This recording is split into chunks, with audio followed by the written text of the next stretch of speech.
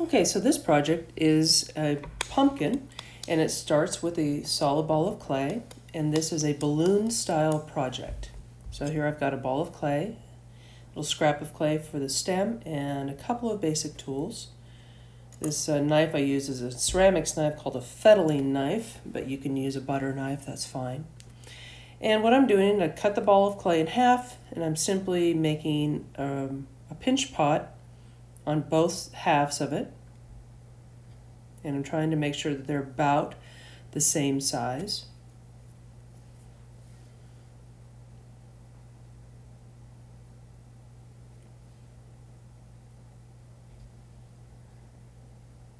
And you want them a little bit thick, so I'd say about a half an inch or so is good. Don't make it too thin or you'll have trouble shaping the pumpkin.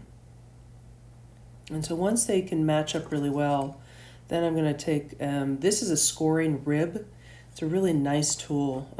You can of course use a fork, but because I've videotaped this in my classroom, I have my ceramics tools to work with. And a scoring rib is a really nice tool because it makes it fast. Get the areas a little wet and then put them together almost like two coconut halves. And once they match up, you can kind of see I'm making sure that they all line up well. Then I press it together a little bit, kind of smush those lines.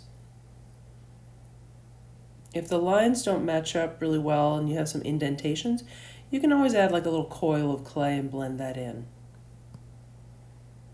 The main thing is that when you end up with a hollow ball.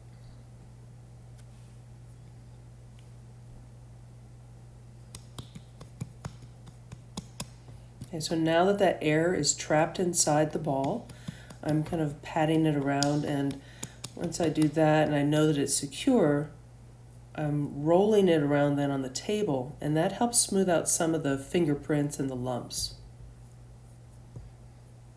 Kind of like let the weight of the clay on the table do the work for you. And here's my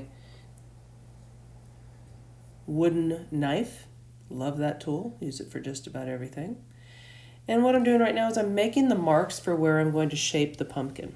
It's going to look a little bit like a basketball by the time I'm done, or a beach ball maybe.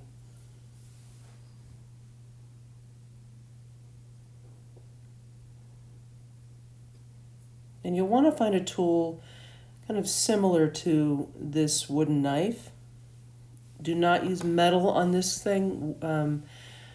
If you have to, maybe use a pencil. A pencil could work for this, but it's hard to replace that wooden knife, so you'll have to get creative on what tool to use. So as I'm showing you here that I'm using the blade part of it, and on each line that I drew, I'm pressing on each side of the angle, so I'm kind of pushing in on one side, and then I'm turning the tool, and then I'm pushing the other direction. So I make kind of like a groove where all those lines are. It's simply a matter of repeating for all of the lines.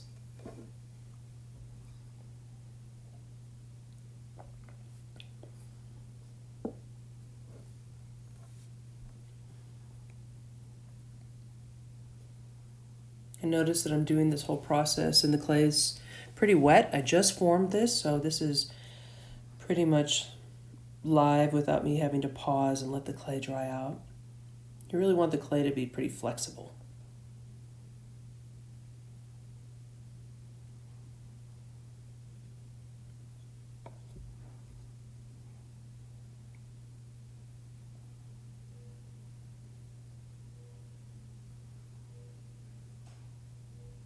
And kind of notice that I'm turning the tool both ways, towards the left and then towards the right. That gives you that nice round kind of pumpkin-y quality.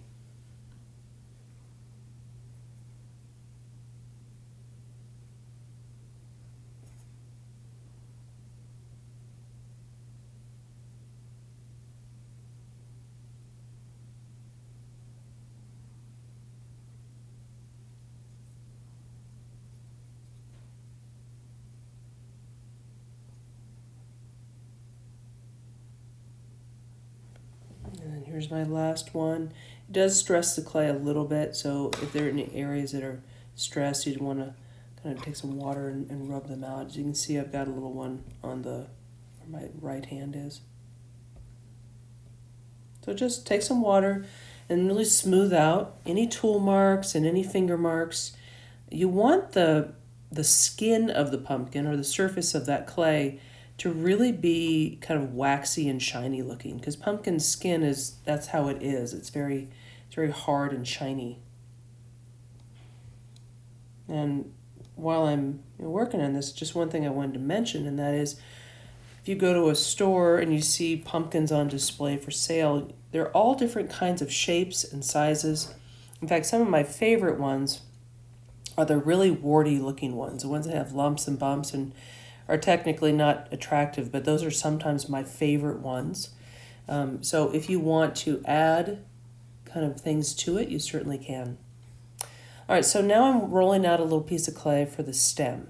So I'm making kind of a rounded cone shape, and I'm tapping the bottom to make it flat. And the stem is not going to be round. The stem actually has little grooves in it, so I like to make those grooves before I add it to the pumpkin. And I make kind of like a star shape.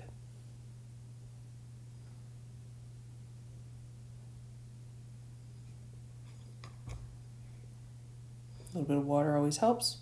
And now I'm just taking those lines and then stretching it out a little bit, giving a little bit of a twist to that stem.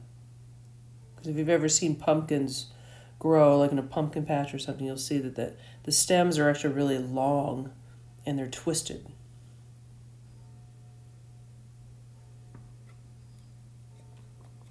I'm scoring that, get ready to put it onto my pumpkin, and then continuing to twist that clay. So my hands are a little bit wet, so I'm able to twist that clay. You can make it as long as you want, but I usually make it go only a few inches and then I'll cut it off.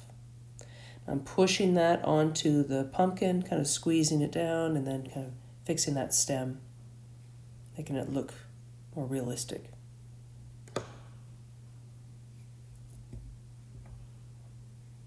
And a little bit of cleanup, and then there's one last step that you must make so that your pumpkin doesn't explode, and that is, of course, poking a hole in the bottom. You can use a needle tool for that, but anything that pokes into get the air out works.